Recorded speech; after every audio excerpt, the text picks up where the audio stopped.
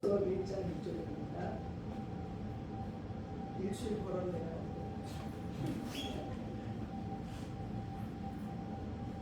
빌립보서 1장 6절 말씀을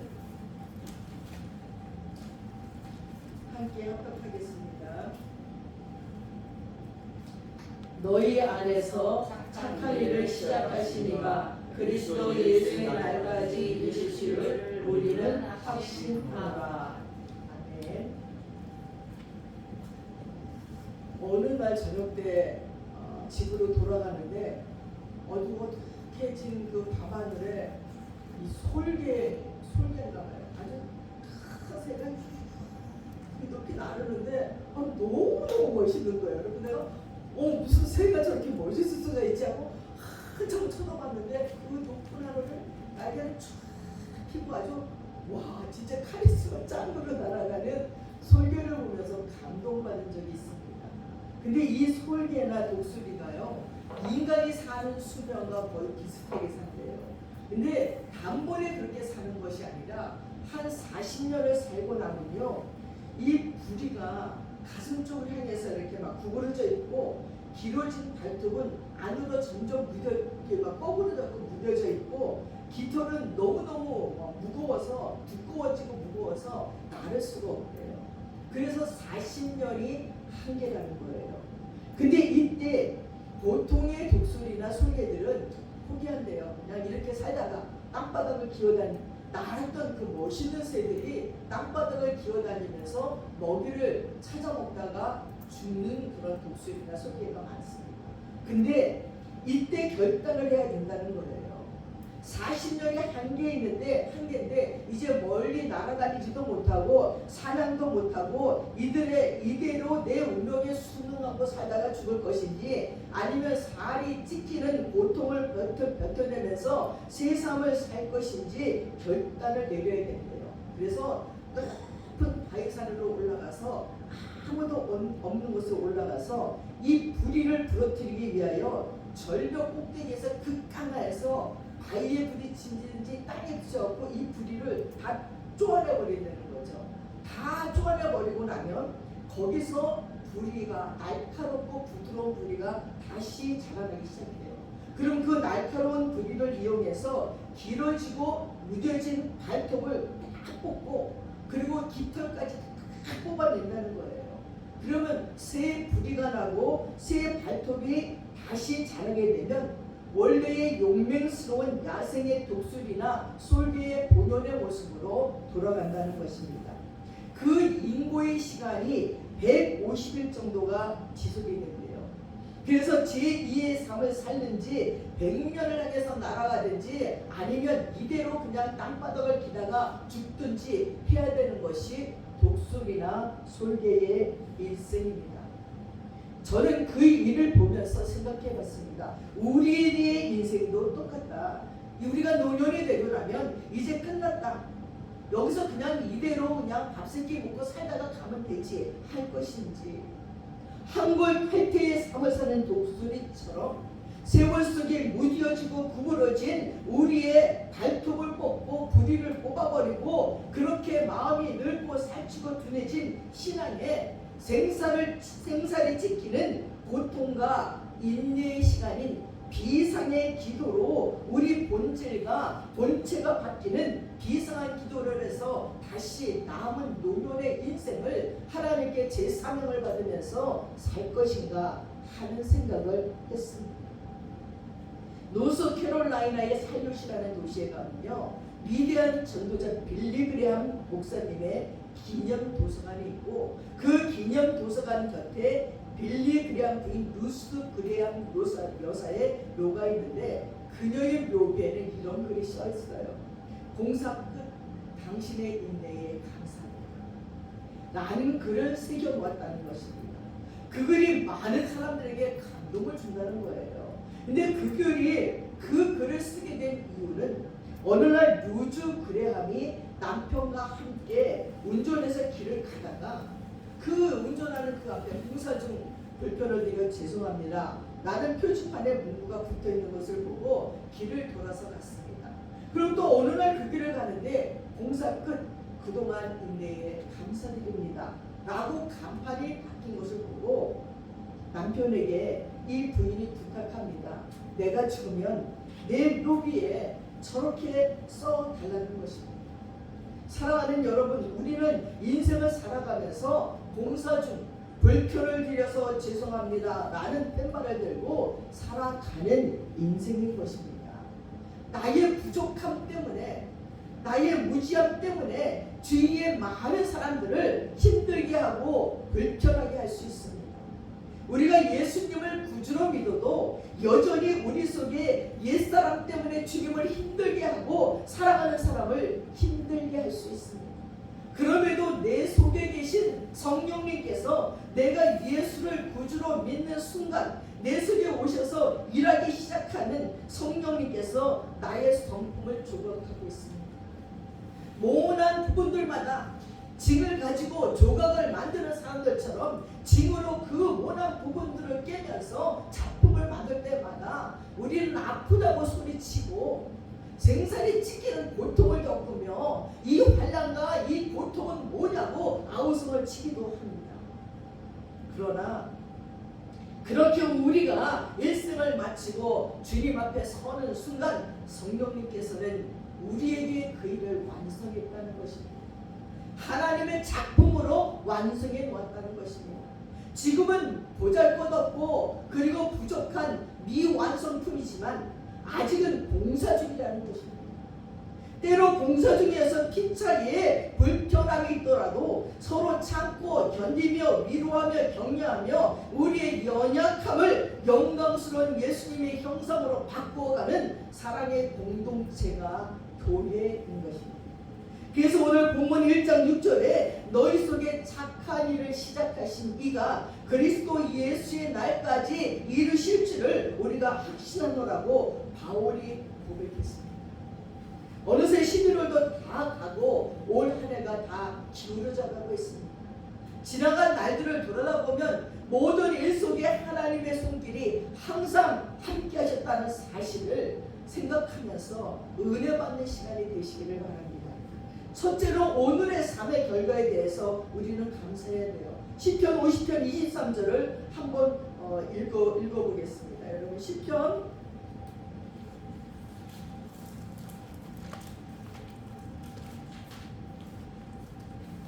50편 23절 봅시다.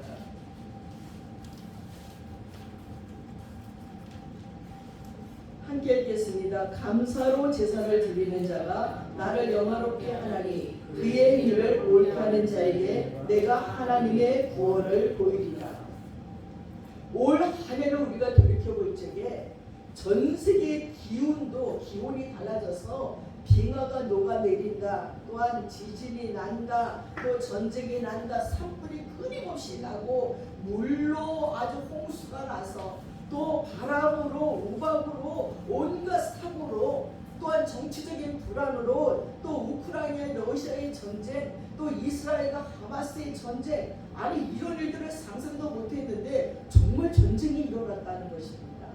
정말 이런 일들이 우리 앞에 너무나 가까이 와 있습니다. 그렇지 않아도 3년 동안 코로나 팬데믹으로 몇 년을 고통과 시련의 시간이 있었는데 그러나 그러한 어려움 속에서도 원망과 불평 대신에 감사하는 마음을 가질 적에 하나님은 놀라운 축복과 기적을 보여주시겠다고 약속하고 계시는 것입니다. 여러분 우리 크리스천들은 역사의 주관자 생사화복을 주관하시는 하나님께서 우리의 목자가 되신다는 사실을 믿고 어떤 고통과 시련의 환경에서도 감사할 적에 하나님은 더 감사의 제목을 우리에게 주십니다.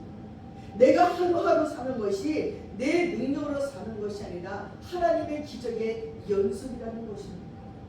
하나님은 성도가 하나님의 은혜를 헤아려 감사할 적에 더 많은 기적을 베풀어 주실 줄 믿습니다.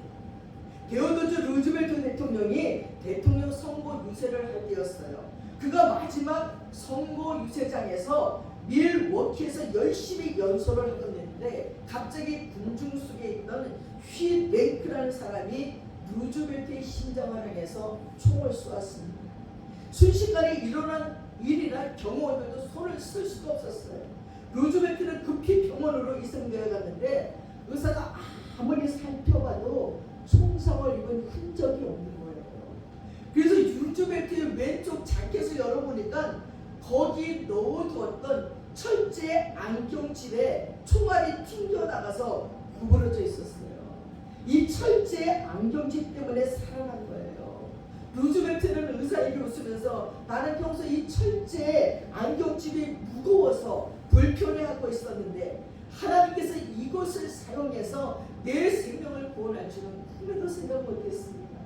하나님께 감사드립니다. 나를 불편하게 했던 것이 오히려 나의 생명의 의인이 되게 하시는 하나님, 모든 것을 협력하여 선을 이루시는 하나님의 섭리를 생각하면서 올 한 해 내게 주시는 모든 것에 감사하시길 바랍니다. 감사하는 생활은 병든 우리의 영혼과 육신을 치료하는 능력이 있습니다. 기도도 기도로 감사함으로 기도할 적에 응답이 빨리 와요. 빌립보서 6장 7절에 아무것도 염려하지 말고 오직 모든 일에 기도와 간구로 너희 구할 것을 하나님 앞에 감사함으로 구하라. 그러면 모든 지각에 뛰어나신 하나님의 평강이 그리스도 예수 안에서 너희의 마음과 생각을 채워주신다고 했어요. 감사할 때 하나님은 하늘의 평강으로 내 마음을 채우시겠다고 약속했습니다. 그리고 감사의 복을 비치면 찬송이 됩니다. 감사로 찬송하는 곳에 하나님의 구원의 역사가 일어난다는 거예요. 오늘 우리 예배가 2023년도 한 해도 여기까지 사랑의 손길을 인도해 주신 하나님의 은혜에 감사하는 에벤 에셀의 기념비를 세우는 예배가 되시기를 주님의 이름으로 축원합니다. 두 번째, 우리는 하나님 앞에서 용서하는 마음을 가져야 돼요. 누가복음 13장 6절 9절에 보니까 한 사람이 포도원에서 무화과 나무를 심고 있었어요. 근데 이 무화과 나무에 열매가 없는 거예요. 그랬더니 주인이 아이고야 파서 던져버려라. 그랬더니 이 무화과는 가원지기의 눈물의 간구로 인해 생명의 한 해가 연장되는데 한 번만 봐주세요. 내가 다시 땅을 파고 거름을 주고 내년에는 꼭 열매를 맺게 하겠습니다. 그래서 이 가원치기의 눈물의 강구로 한 해 그 생명이 연장됐어요. 바로 이 무화과가 세상밭에 심어진 우리 성도들의 모습이에요. 엊그제 저희들도 밭에 가서 배추랑 물을 뽑았는데 아니 저희 주부는 다 오케이 알타리무가 됐더라고요. 따는지 물을 막 이만한데 근데 아직도 무가 하나도 안 맺힌 열무들이 있길래 거기다 비닐을 씌워놓고 왔어요. 그걸 다 뽑아서 버리기가 아깝더라고요. 조금 더 기다려보자. 오늘 밤 추위에 잘 견디라 하면서 비닐을 씌워놓고 왔습니다. 그때 생각했어요. 강원지기의 마음이 이거구나. 열매가 없어도 주인님 조금만 더 기다려주세요. 그래서 다시 거름을 주고 다시 땅을 파서 그 나무가 다시 열매를 맺게 하기 위해서 애간장을 쓰는 것이 바로 가원지기의 마음이 바로 예수님의 마음이 이거였구나. 그냥 우리를 버리지 아니하고 지옥불에 던지지 아니하고 조금만 기다려주세요. 그래서 우리에게 고난과 시련을 주면서 회개하고 주님 앞에 기도하고 돌아오게 하시고 우리 주 예수님의 중보 기도로 그 눈물의 강으로 우리가 용서받고 있다는 것을 기억하시기 바랍니다. 그렇습니다. 바로 가원지기 예수 그리스도의 중보 기도로 의해서 덤으로 얻어진 한 해였고 또 우리들의 남은 인생이라고 여겨집니다. 우리는 주님의 강구의 은혜가 없으면 단 하루도 살아갈 수 없는 인생들임을 기억해야 됩니다. 당시에 실로암 망대가 무너져서 18명이 죽었어요. 그때 예수님께서 아니라 너희도 만일 회개치 아니하면 다 이와 같이 망하리라고 했습니다. 누가복음 13장 4절 5절에 또 실로암에서 망대가 무너져 치어 죽은 18사람이 예루살렘에 거한 너희들보다 모든 사람들보다 죄가 더 있는 줄 아느냐. 우리는 어려움을 당해서 사고로 불에 타서 물에 쓸려가서 바람에 날려가서 지진으로 여러 가지 교통사고로 죽어지는 많은 사람들을 바라보며 어휴 나는 아니어서 다행이야. 그러나 그들의 죽음이 너보다 그들의 죄가 더 많아서 그렇게 죽었는지 아느냐 이렇게 물으시는 것입니다. 그렇습니다. 오래 사고나 질병으로 죽은 많은 사람들이 우리보다 더 죄가 많아서 그렇게 죽은 것이 아니라는 것입니다. 너희도 말을 믿지 아니하면 이와 같이 망하리라는 것을 보여주는 경고라는 것입니다. 우리의 죄악을 따라 처치하지 아니하시는 하나님이라는 거예요. 역사의 주관자 되신 하나님 앞에 다시 오실 예수 그리스도의 재림 앞에 우리는 날마다 경고를 받으면서 살아가고 있습니다. 회개하라, 자신을 돌아보라, 반성을 하는 것이죠. 무엇보다 우리는 가오직이 예수님의 중보 기도로 그 긍휼의 눈물로 용서받았습니다. 그래서 요 로마서 8장 34절에 누가 정죄하리요 죽으실 뿐 아니라 다시 살아나신 이는 그리스도 예수시니 그는 하나님 우편에 계신 자요 우리를 위해서 간구하시는 자라고 했습니다. 우리가 주님의 긍휼로 1만 나간 길의 빛을 용서받았으니 우리도 내 이웃이 내게 비친 1만 대라기원을 당연히 용서해야 됩니다. 용서는 잊어버리는 거예요. 던져버리는 거예요. 우리는 자신도 용서하고 남도 용서해야 참된 하늘의 평강을 누릴 수 있는 것입니다. 위대한 사람은 잊어야 될 아픈 기억을 속히 잊어버릴 줄 아는 사람이에요.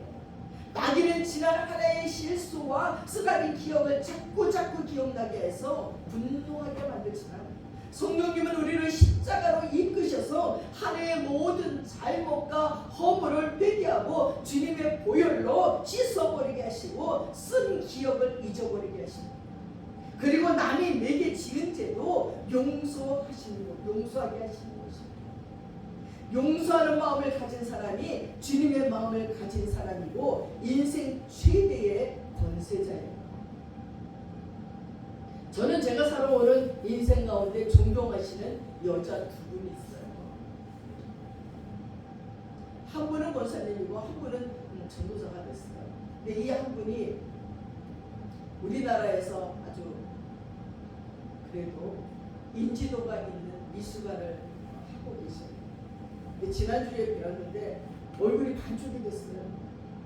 저는 그분이 아무리 어떤 어려움이 있어도 얼굴에 수심이 껴있는 것을 본 적이 없어요. 이분은 거의 40-50년 동안 자기의 집에서 목사님들을 성경 공부하게 하고 그들에게 식사 대접을 하고 또 때만 되면 그들에게 용돈을 주기도 하고 또 말씀을 증거하는 목사님에게 사례를 하는데 그 교회에서 준 사례보다 평생 더 많이 했다고 얘기할 정도로 정말 하나님께 사로잡혀 사는 정말 아름다운 분이라고 생각했던 분의 얼굴이 수심으로 가득 찼어요. 오늘 여행을 가야 되는데 여행도 포기했어요. 그리고 다음 목요일날 프랑스를 가야 되는데 가야 될지 말지 왜요? 무슨 일이 있는데 저희 큰 아들이 2다리가 퉁퉁 부었더라고요. 그래서 아는 작가가 서울대병원에 막 연락을 해서 날짜를 잡아놨어요. 날짜도 너무 잡기 힘든데 진료날을 잡았더니 아들이 하는 말이 엄마가 언제부터 나에게 관심이 있다고. 나 그 병원 안 가요. 내가 가는 병원 갈 거예요. 생전 저에게 관심도 없다가 이건 웬 관심입니까? 그러는 거예요. 깜짝 놀라는 거예요. 아들이 둘이 있는데 두 아들을 고등학교 졸업하고 미국으로 유학을 보냈어요. 내 나라에서 한 달에 1,000불씩만 보내라 그래서 1,000불만 보낸 거예요. 근데 그 돈을 가지고 영어 선생님 돈도 줘야 되고 집도 하숙집도 얻어야 되는데 아주 시방 인근에서도 시원히 그 집을 얻고 그 영어 선생님은 알코올 중독자 할아버지야. 돈이 없으니까 싼 사람을 구하니까. 그래서 마트에 뭐를 먹고 살아가면 둘이 손을 잡고 1시간을 걸어가야 마트가 있는 거예요. 그래서 엄마 아버지에게 편지를 썼어요. 너무 힘들어요. 막 그러면 이 엄마는 어릴 때부터 부자였고 한 번도 배가 고파본 적이 없고 가난해 본 적이 없는 엄마야. 또 이 아빠는 또 예술가여가지고 남자 또 막 이렇게 막 혼자서 막 아주 가난하게 살면서 작성가신 분이야. 남자 자식들이 뭐가 힘들다고 그래. 들은 척도 안 한 거야. 엄마 힘들어요. 얘네는 남자들이니까 또 이제 자존심이 강고 그때가 자존심 강한 애가 돈 본다는 말 해서 엄마 힘들어요. 이렇게 얘기를 해도 그러냐? 그러고 마는 거야. 돈을 안 보내주는 거야. 굶어 뛰는 거예요. 그때 자기는 동생이랑 손을 잡고 우리는 부모에게 버림받았구나 하고 생각했고요. 1년 반을 있는 동안 아버지는 전화 한 번도 안 하고 엄마는 그냥 그 한 달에 천불 주는 걸로 끝이 나. 아무리 힘들다 얘기해도 아무 반응이 없는 거예요. 그리고 이제 1년 반 만에 집에 왔더니 집은 날마다 파티야. 미술관이니까 온갖 작가들과 작품 전시회 뭐 파티로 자기네 둘이서 손을 잡고 보라보면서 우리는 부모님께 버림받았구나 하면서 살았다는 거예요. 근데 이제 두 아이가 하버드를 갔어요. 근데 그래서 우리는 여기서 부러워했어요.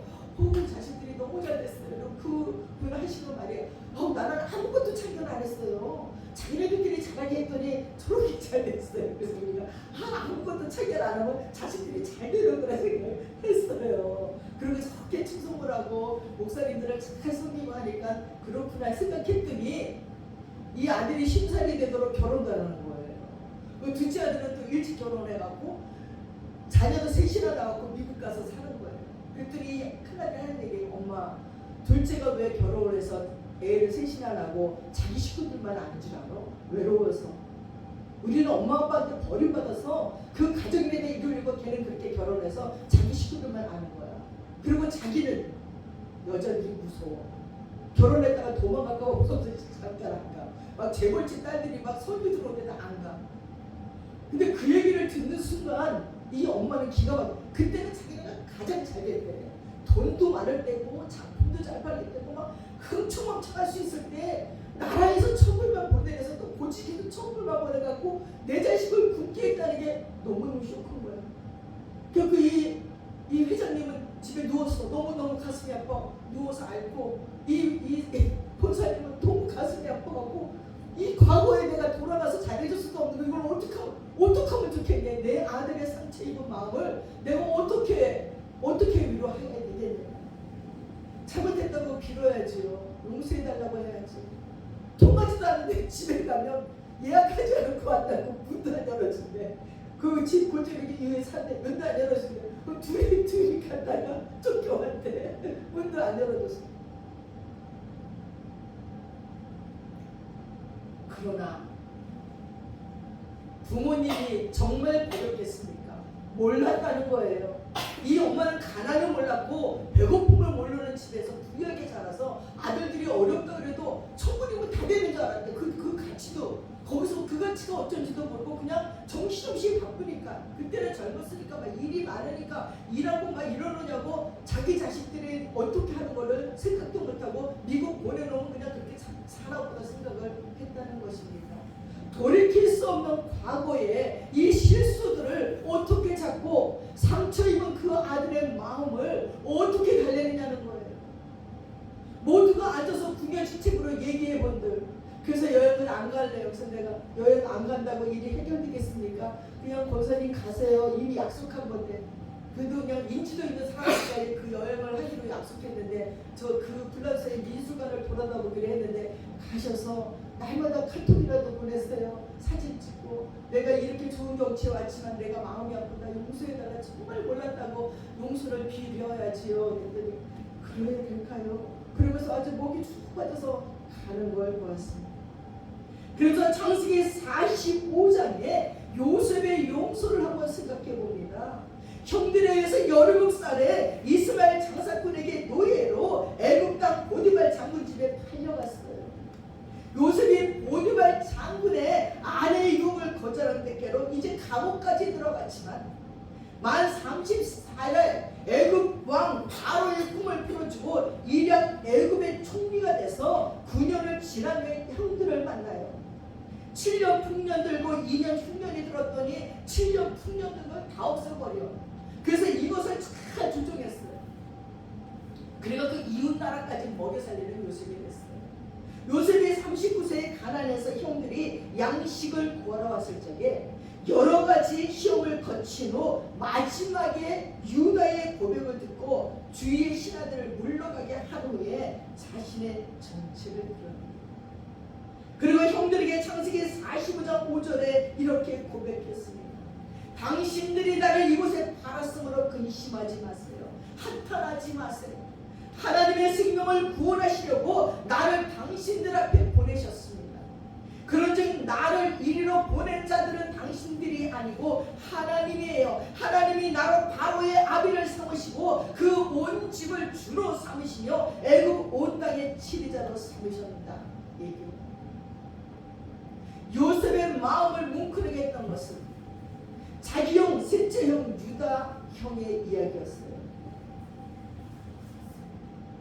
당신에게 또 형제가 있지 않습니까? 그러니까 유다가 고백하지 않을 수가 없어요.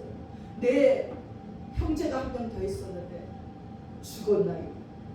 그게 요셉이야. 근데 그때 다른 형들이 죽이려고 할 적에 유다가 죽이지 못하게 했지요. 그리고 이스마엘 상인들에게 팔았습니다. 그러면 너에게 또 형제가 있느냐? 막내가 하나 있다는 거예요. 요셉의 친동생. 그를 데려와라. 그랬더니 이 유다가 그는 아버지와 생명줄이 연결된 자이기 때문에 그가 잘못되면 우리 아버지는 정말 죽습니다. 한 형제가 그렇게 됐을 때도 우리 아버지는 사는 게 아니었습니다. 차라리 나를 인질로 삼으세요 하는 얘기를 듣고 요셉의 마음이 녹아졌습니다. 그리고 고백하는 거죠. 내가 바로 그 요셉이다. 그리고 더 행복하게 보는 것이 성경에 나옵니다. 여기서 저는 놀라운 원칙 하나를 발견합니다. 용서하는 마음을 가진 자를 하나님은 최고의 자리로 올려놓으신다는 것입니다.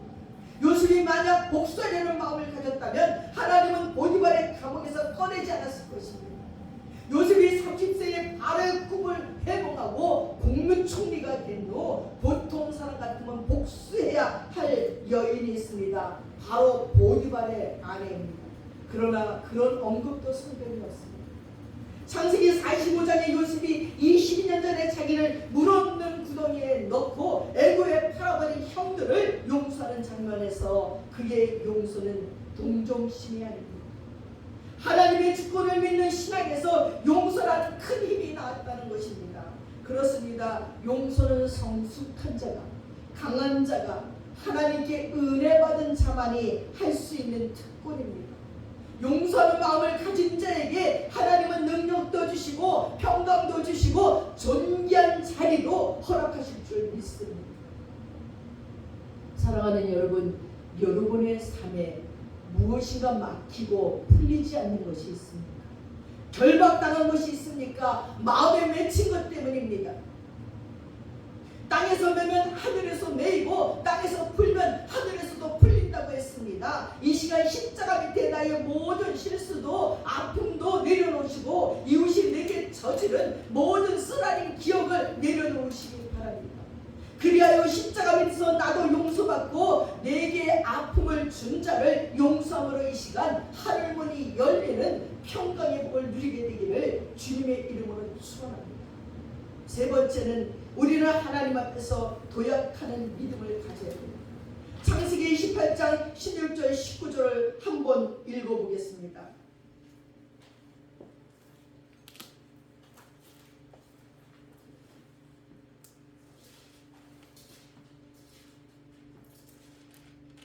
창세기 19장 28장입니다.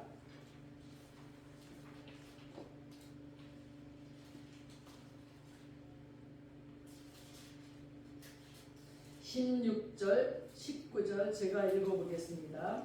야곱이 잠이 깨어 이르되 여호와께서 가연 여기 계시거늘 내가 알지 못하였도다. 이에 두려워하여 이르되 두렵도다. 이곳이여 이것은 다름 아닌 하나님의 집이여 이는 하늘의 문이로다 하고 야곱이 아침에 일찍 일어나 베개로 삼았던 돌을 가져다가 기둥으로 세우고 그 위에 기름을 붓고 그곳 이름을 베델이라 하였더라. 이 성의 옛 이름은 루스더라.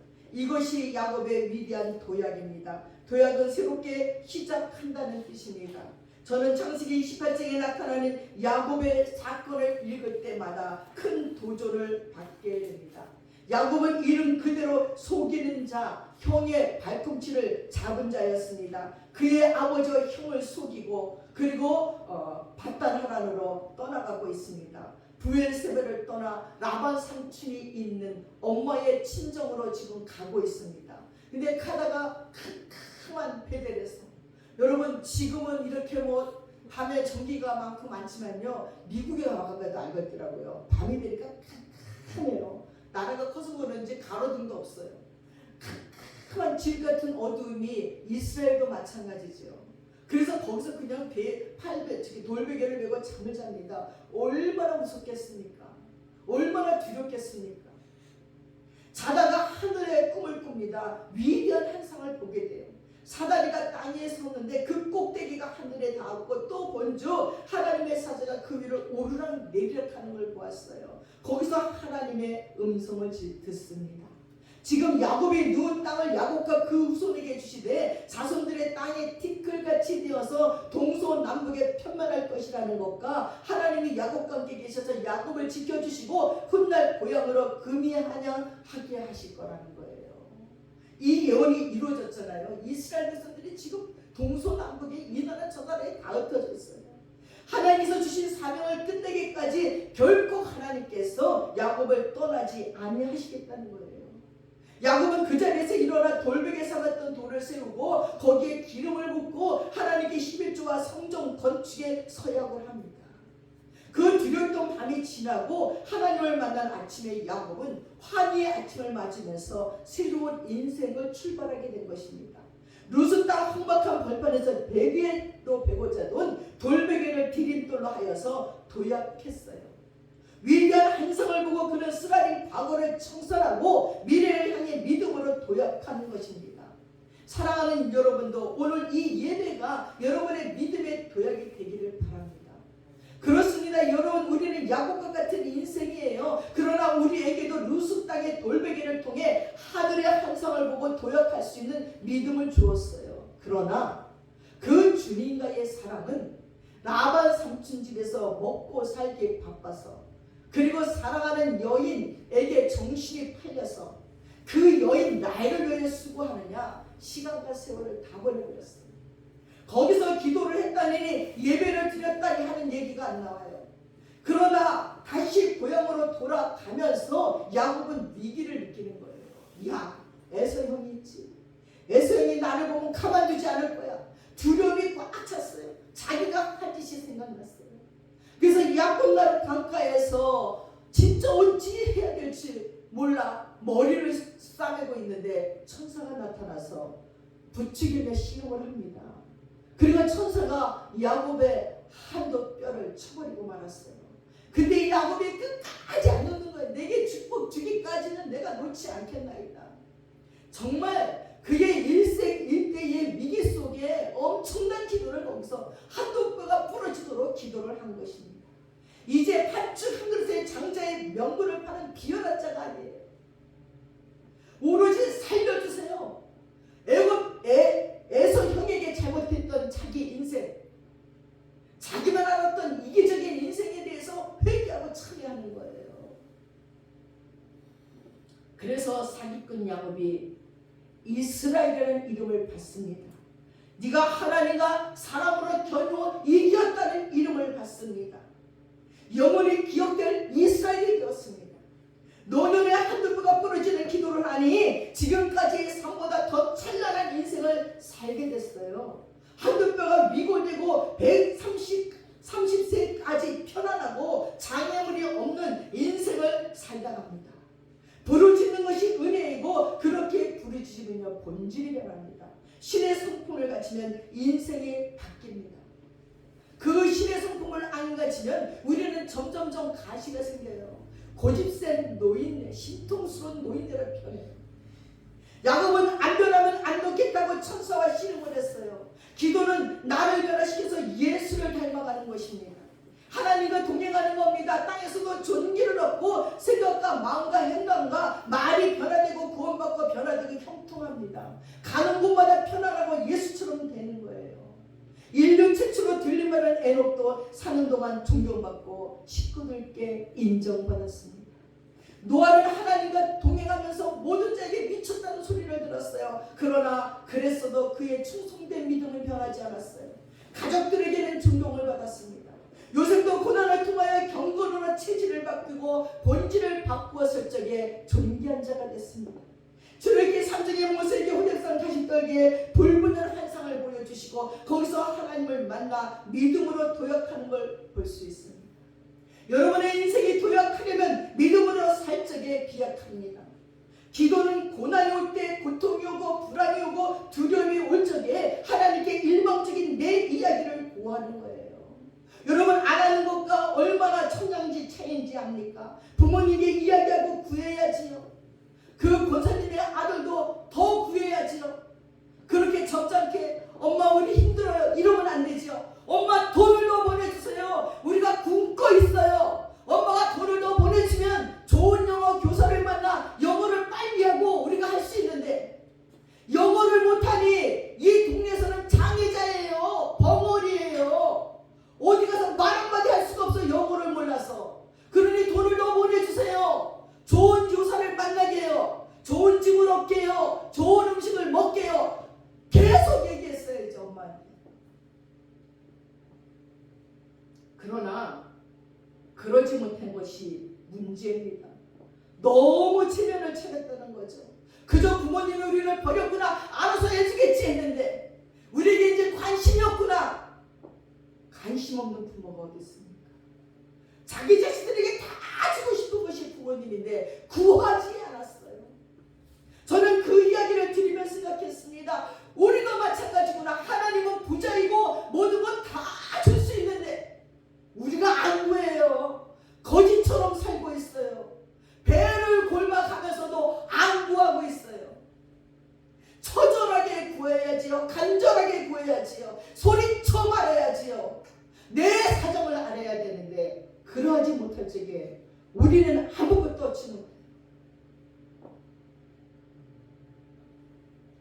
사랑하는 여러분, 요한복음 21장에도 보니까 디베라 바닷가에서 베드로는 예수님을 부인하고 도망쳤다가 부활의 예수를 만나고 그의 인생을 새롭게 도약하는 것을 봅니다. 사도행전 9장의 핍박자 사울이 다메섹을 넘어가다가 부활의 예수 그리스도를 만나고 그 인생이 위대한 전도자 바울로 도약하는 것을 봅니다. 여러분 인생이 언제나 믿음으로 도약하는 사건과 계기가 있습니다.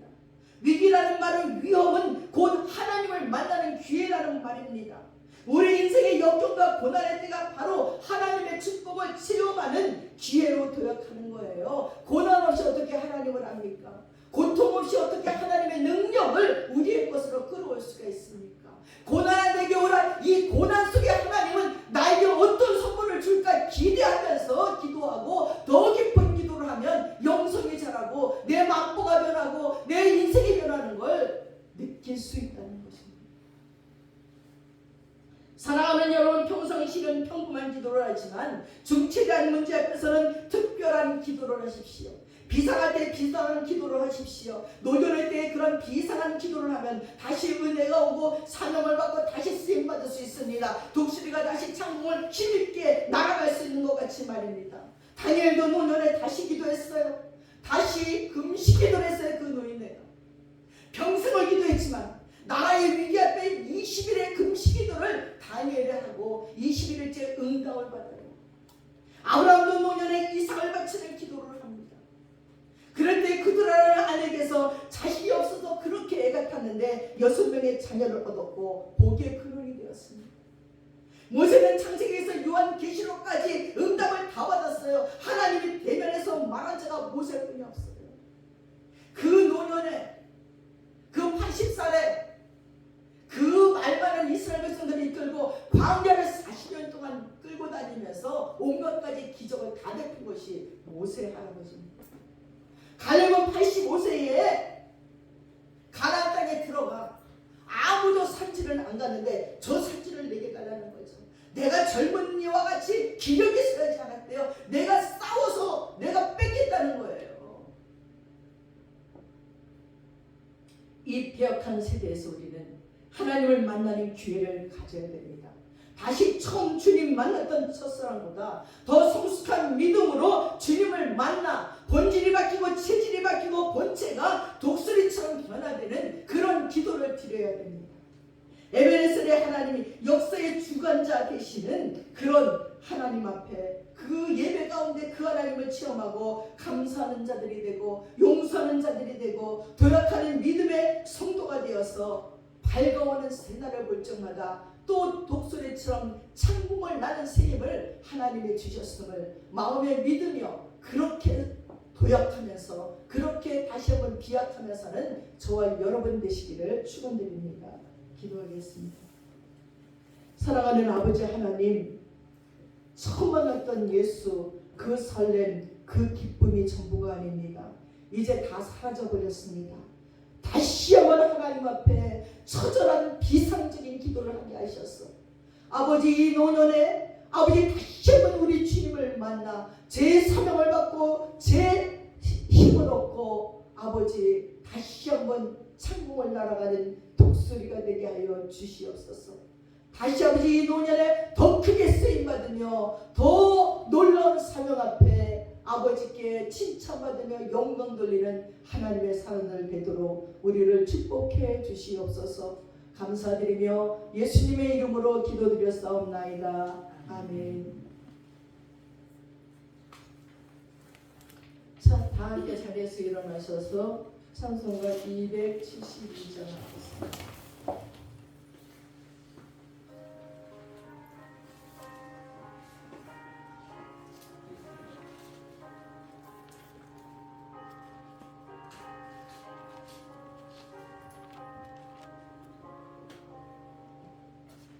고통의 멍에 벗으려고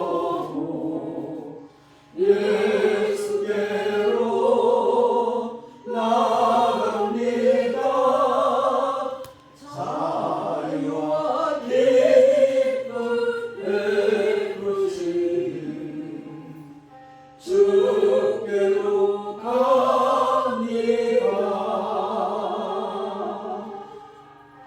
병든 내 몸이 튼튼하고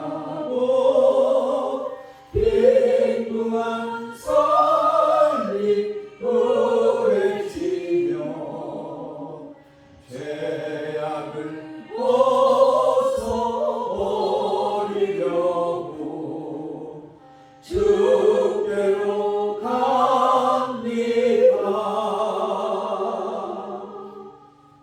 낭패와 실망 당한 뒤에 예수께로 나갑니다.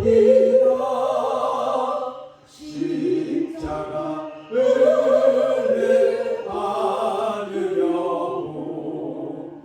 주께로 갑니다.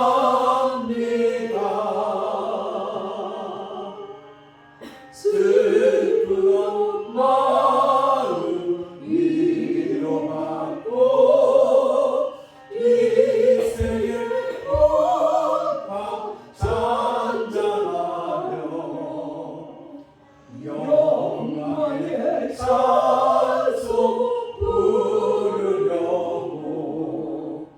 주께로 갑니다.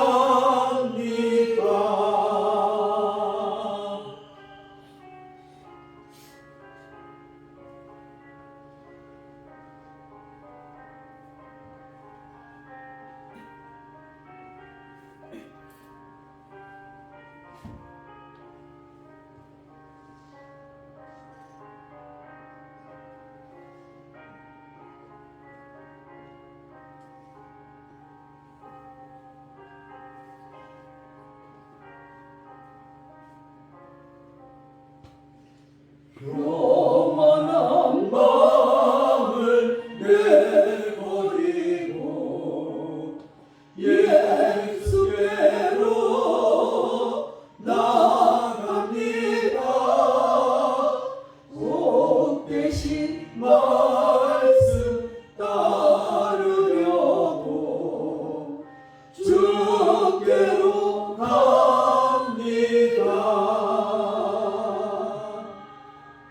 실망 아니고 힘을 얻고 예수의 크신 사랑받아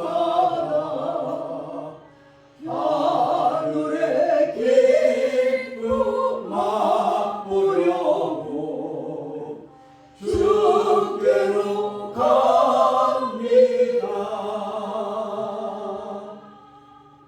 죽음의 길을 벗어나서 예수께로 나갑니다. 영원한 집을 바라보고 주께로 갑니다. 멸망의 폭우 내려나와 평화의 나라 바다라서 영광의 주를 배우려고 주께로 갑니다.